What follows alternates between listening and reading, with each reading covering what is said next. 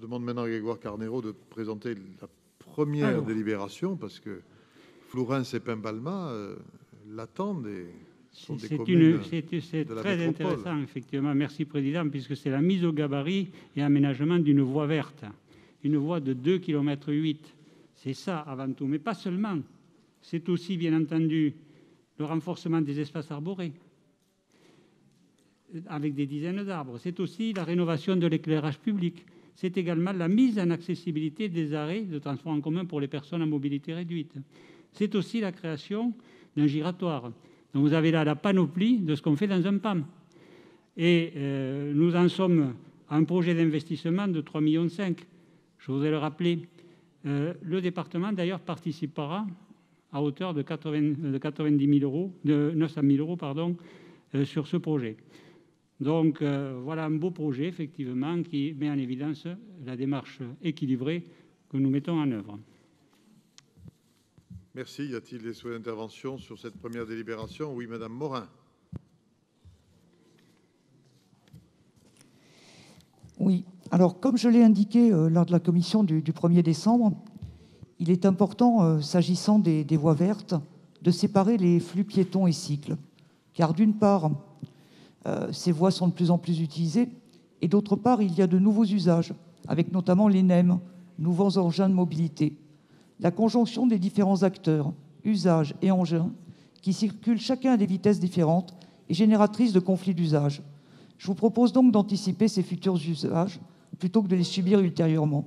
À noter aussi que le CEREMA préconise désormais des cheminements piétons d'une largeur minimale de 2,50 m pour répondre aux nécessités de distanciation physique et donner du confort à tous. Cependant, augmenter la largeur augmente la surface utilisée et a donc un impact écologique. Il nous faut donc réfléchir à déminéraliser les revêtements tout en maintenant une accessibilité PMR de qualité.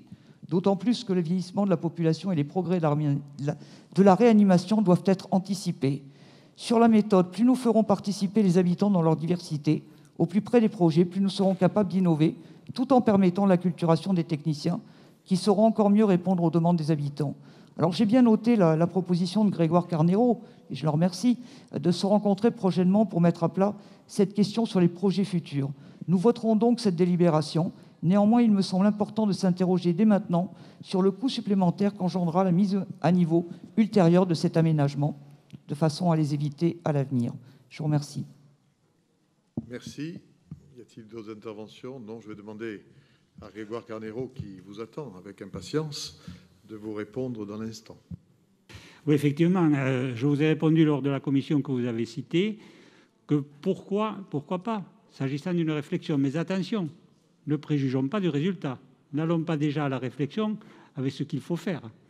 Donc, si véritablement il y a une démarche de brainstorming, une démarche de partage d'expérience, on est d'accord. Et courant janvier, on pourra organiser une réunion qui nous permettra de réfléchir. Et d'ailleurs, Madame Le Ciel vous a entendu, puisque dans la délibération 16.2, il ne vous a peut-être pas échappé qu'on passe d'un élargissement de voies vertes actuelles pour le Saint-Simon-Eisenhower de 2 mètres à 4 mètres. Donc, on a déjà anticipé.